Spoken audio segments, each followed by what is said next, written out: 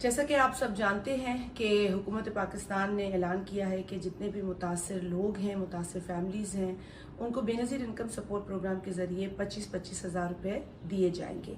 और इसी सिलसिले में बेनज़ीर इनकम सपोर्ट प्रोग्राम ने इस पूरी एक्सरसाइज का आगाज़ कर दिया है। Benazir income support programme within no time मैदान में खुद आ गई है और ये एक्टिविटी हमारी जारी है।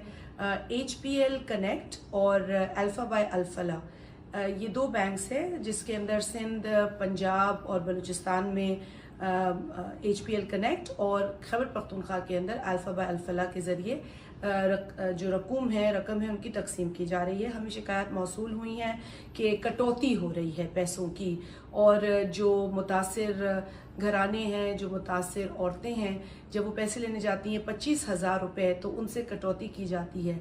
हमने देखा कहीं एजेंट को पकड़ा, कहीं हमने किसी और अमले को पकड़ा, कहीं पुलिस थी और कहीं आम शहरी थे।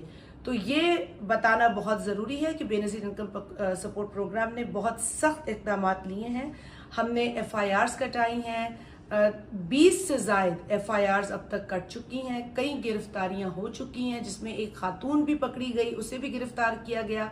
मेरे अपने हलके सांगड़ के अंदर जहां जहां कटौती की रिपोर्ट आई, इस चोरी की रिपोर्ट आई, हमने एक्शन लिया।